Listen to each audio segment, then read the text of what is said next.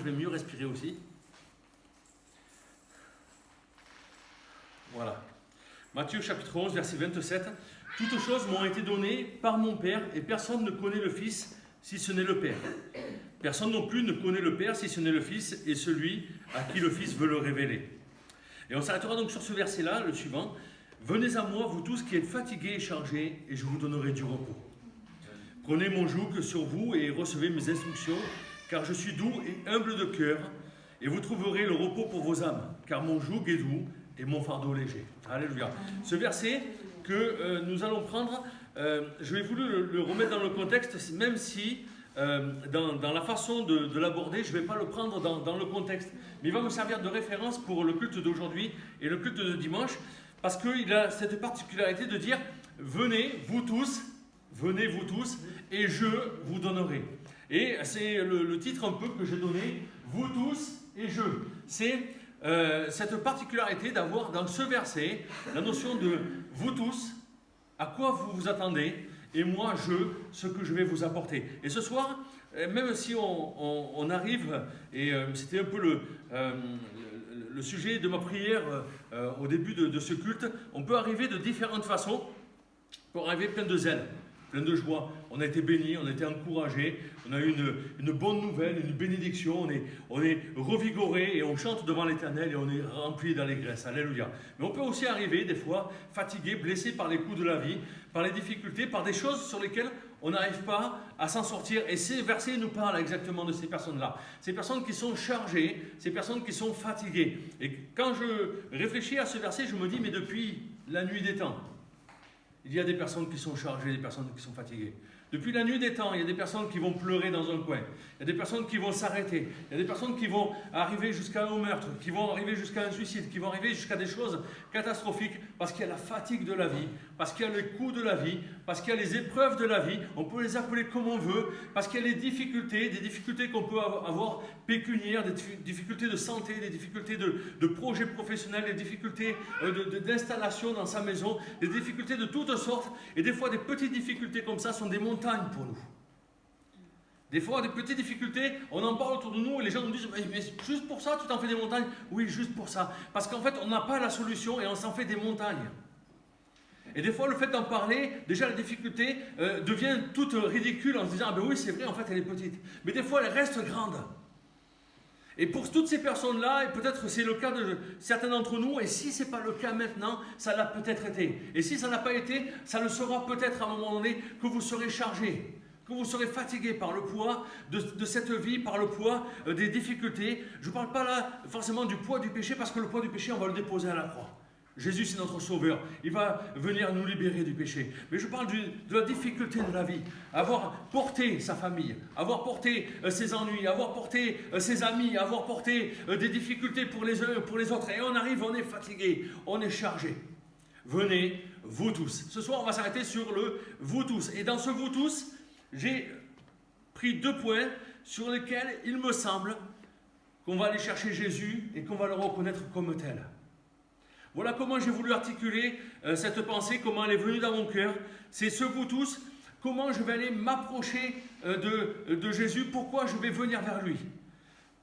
J'ai pris 2 points, et ce soir, ce sera les 2 points que je vais développer. Je vais m'approcher de Jésus parce que je vais le reconnaître premièrement comme Dieu. Et deuxièmement, je vais le reconnaître comme Père. Premièrement, je vais le reconnaître comme Dieu. Je me dis, si je dois m'approcher de quelqu'un, et lorsque les gens sont fatigués, quand ils veulent s'approcher de quelque chose ou de quelqu'un, c'est parce qu'ils pensent que cette personne a la capacité de leur faire enlever tous leurs soucis. Alors on peut mettre tout ce qu'on veut derrière. On peut mettre la religion, on peut mettre les philosophies, on peut mettre la drogue, on peut mettre les loisirs, on peut mettre tout ce qu'on veut derrière. Lorsqu'on s'approche de quelque chose, lorsqu'on s'intéresse à quelque chose, parce qu'on est fatigué, c'est parce qu'on sent que cette personne a la capacité, ou cet objet, ou cette façon de faire, a la capacité de nous ôter notre difficulté. Et pour toutes ces choses-là, on va les reconnaître comme Dieu du moment. Mais là, ce soir, je ne veux pas vous parler du Dieu du moment, je veux vous parler du Dieu de l'infini. Alléluia. Le seul Dieu véritable, celui qui a été loué, adoré par les chants et par nos louanges tout à l'heure. Celui qui a été glorifié, celui qui est digne d'être loué, adoré. Pourquoi il nous faut reconnaître Jésus comme Dieu? Mais tout simplement parce que la Bible nous dit qu'il est celui qui nous libère. il est le seul qui peut nous libérer. Jean chapitre 8, verset 36, « Si donc le Fils vous affranchit, vous serez réellement libre. » Jean chapitre 8, verset 36, « Si donc le Fils vous affranchit, vous serez réellement libre. » Même si on ne parle pas d'être chargé du péché ce soir, c'est une autre chose. C'est là où on sent l'état de notre cœur qui est là et qui s'approche de la croix en disant « Mais mon Dieu, j'ai besoin d'être pardonné par toi. » C'est une charge particulière. Même si cette parole de Jésus s'adresse plutôt je pense aux soucis de la vie, et ainsi de suite, il y a quand même quelque chose qui est prépondérant dans notre relation avec Dieu, c'est que Dieu nous pardonne du péché. Alléluia. Et il est nécessaire que nous soyons pardonnés du péché. Il est indispensable que nous soyons pardonnés du péché, parce que chacun d'entre nous, naissant sur cette terre, nous naissons dans un monde de pécheurs, et nous naissons dans une condition de pécheurs. Jusqu'au moment où il va falloir se rendre compte que cette condition de pécheur ne s'accorde pas avec la possibilité de vivre éternellement avec Dieu. Qu'elle ne s'accorde pas avec la possibilité de vivre déjà sur la terre avec lui. Qu'elle ne s'accorde pas avec déjà la possibilité de vivre en harmonie avec lui, de le reconnaître, de lui parler comme à un père. Mais qu'elle ne s'accorde surtout pas dans le fait que je puisse hériter un avenir éternel avec lui. Et il est donc nécessaire de comprendre que cette condition de pécheur doit être à un moment donné effacée. Notre péché doit être pardonné. Le péché que nous avons dans notre cœur, que nous cajolons des fois, que nous subissons notre foi, ce péché-là doit être effacé totalement. Et celui qui efface le péché, c'est Jésus-Christ. Parce qu'un seul peut nous rendre libres, c'est Jésus. Alléluia. Pourquoi cela? Parce qu'un jour Jésus a fait le choix, et on le sait pour la plupart, mais on le redit ce soir, ça nous fait du bien à notre cœur, a fait le choix de venir sur cette terre et de s'offrir lui-même en sacrifice comme une victime expiatoire, afin que, en croyant dans ce sacrifice-là, nous ayons le pardon de notre péché. Ce n'est pas quelque chose de magique, ce n'est pas quelque chose qui ressemble à une conviction personnelle que nous transmettons les uns aux autres, que nous transmettons de parents à enfants en disant « mais fais comme ça et ça te fera du bien ». C'est une réalité. Et pour cette réalité, beaucoup de nos frères et sœurs chrétiens subissent les pires martyrs par rapport à cette réalité. Nous ici en France, on l'annonce librement. Et ce soir encore, nous pouvons proclamer librement que Jésus est celui qui libère. Alléluia. Le péché nous conduit vers la mort. Inexorablement, le péché nous conduit vers la mort et vers la mort éternelle. Mais Jésus, qui nous délivre de ce péché, qui nous libère de ce péché, nous conduit vers la vie et vers la vie éternelle. On le considère, Jésus, comme étant notre Dieu, et on vient chercher parce que nous sommes fatigués et chargés, Jésus comme étant un Dieu parce qu'il peut aussi nous guérir. Des fois, le poids, il est là parce que c'est la maladie qui est là. Et forcément, quand j'ai pensé à ce terme de guérir, j'ai forcément pensé à cette femme qui était chargée depuis 12 ans de cette maladie qui était là, cette perte de sang qui était là. Le verset, je vais le lire pour ne pas le transformer, Luc 8, verset 43, « Or, il y avait une femme atteinte d'une perte de sang depuis 12 ans et qui avait dépensé tout son bien pour les médecins sans qu'aucun ait pu la guérir. » Quand on parle de personnes chargées, quand on parle de personnes fatiguées, je pense que là, on est face à une personne qui était chargée et fatiguée. Une personne qui n'avait plus rien. Mais par contre, elle avait dans son cœur une conviction, c'est que si elle touchait Jésus, elle serait guérie. Elle n'avait plus rien sur le plan financier, elle n'avait plus rien, peut-être sur le plan amical, sur le plan familial peut-être. Elle n'avait plus rien sur lequel s'appuyer, parce que cette perte de sang l'avait épuisée depuis 12 ans. Et lui avait pris tous ses biens. Mais il lui restait une chose, c'est de considérer que Jésus est Dieu et qu'il peut guérir. Alléluia. Elle est venue et je pense que ce verset s'adapte vraiment à sa façon, à sa situation du moment. Venez, vous tous qui êtes fatigués et chargés, et je vous donnerai du repos. Elle est venue à Jésus. Elle est venue à Jésus et quand on lit la parole de Dieu et qu'on s'attarde sur cette histoire-là, on voit que cette femme est venue là par derrière en se disant « mais seulement si je peux toucher le bord de son vêtement ». Elle n'est pas venue réclamant quelque chose, elle n'est pas venue se mettant sur une montagne en disant « Jésus, viens parce que j'ai besoin de toi maintenant ». Elle n'est pas venue en criant, en affolant tout le monde, elle est venue discrètement. Elle s'est approchée de Jésus, mais elle avait cette conviction dans le cœur. Si je touche le bord de son vêtement, alors je serai guéri. Est-ce que ce soir encore, si on est fatigué, si on est chargé, si la maladie est dans notre corps, ou si elle est dans la connaissance, dans les gens qui nous entourent, est-ce qu'on peut dire encore ce soir, moi je m'approche de Jésus, qui est le seul Dieu qui peut guérir. Je m'approche de Jésus qui est celui qui va apporter la guérison, la bénédiction dans ma vie ou dans la vie de celui pour qui je prie. Sur WhatsApp, lorsque nous échangeons certains sujets de prière, nous avons la conviction que Jésus agit. Et on a une liste des fois qui fait frémir. On voit telle difficulté dans tel endroit, telle difficulté dans tel endroit. Ça touche des petits, ça touche des grands, ça touche des familles. Et on voit et on prie. Et on prie, on connaît des fois pas les situations, mais on prie de tout notre cœur en disant, Seigneur, agis maintenant. Tu es celui qui peut guérir.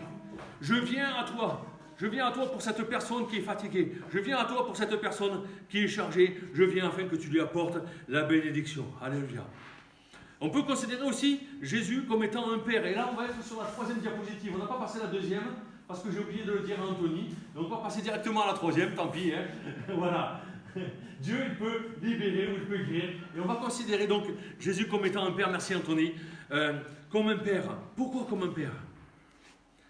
Parce que lorsque je suis fatigué, lorsque je suis chargé, alors je viens dans la famille. L'église, on a eu une belle présentation de l'église dimanche dernier par Philippe. L'église, c'est la famille.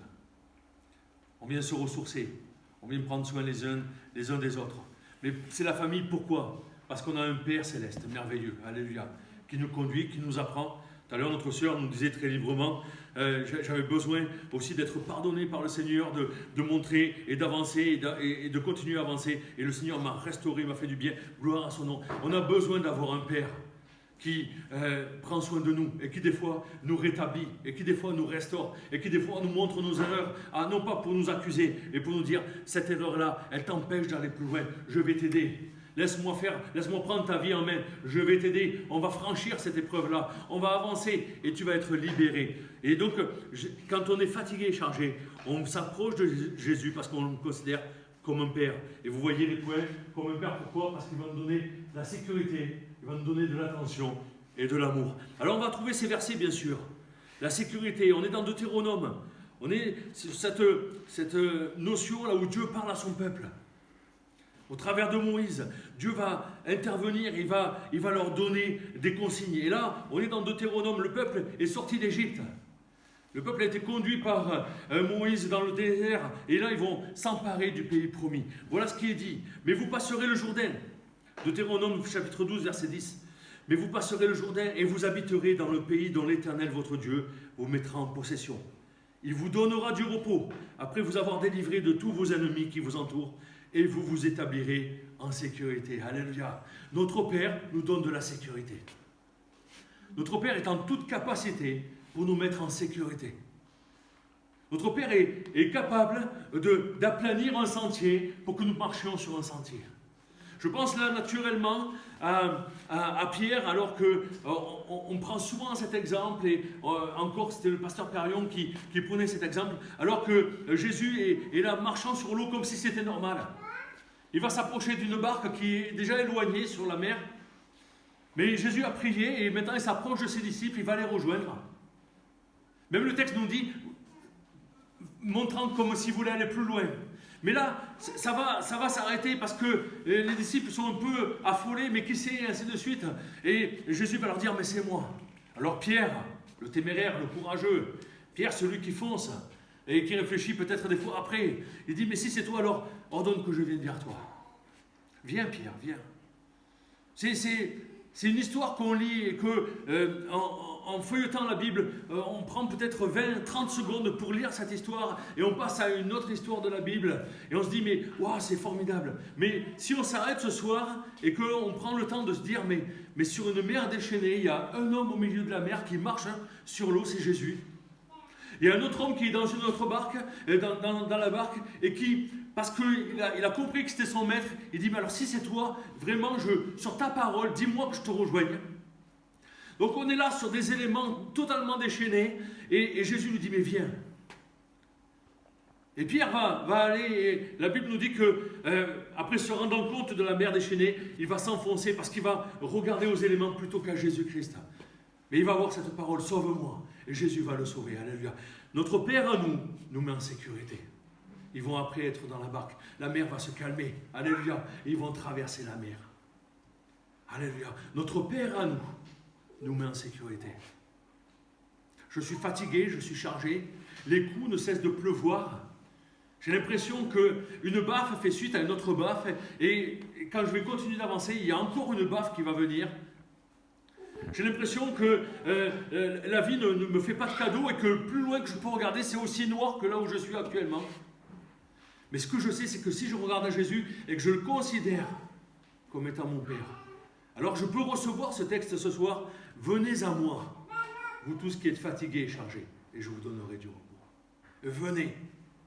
Venez. Tout à l'heure, on a chanté ce chant, et vraiment, après ce chant, j'étais rempli de bonheur. Et envie de dire au Seigneur, je le disais à mon cœur, mais je te donne, oui. Reçois ma vie comme une adoration.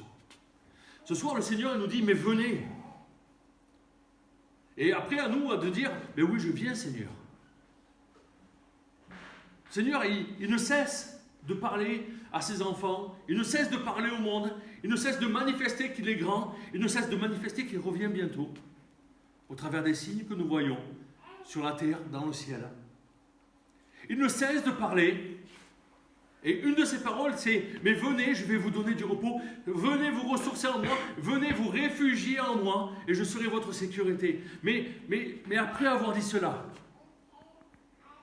il va falloir que chacun d'entre nous, on laisse notre cœur être examiné en disant « Mais Seigneur, cette parole-là, elle est pour moi. » Et Seigneur, cette parole-là, elle fait écho dans mon cœur. Parce qu'aujourd'hui, c'est le flou. Aujourd'hui, c'est la difficulté. Alors je te reçois et je te reconnais comme étant mon Père et tu vas me donner de cette sécurité dont j'ai tant besoin. Un Père, ça donne aussi de l'attention.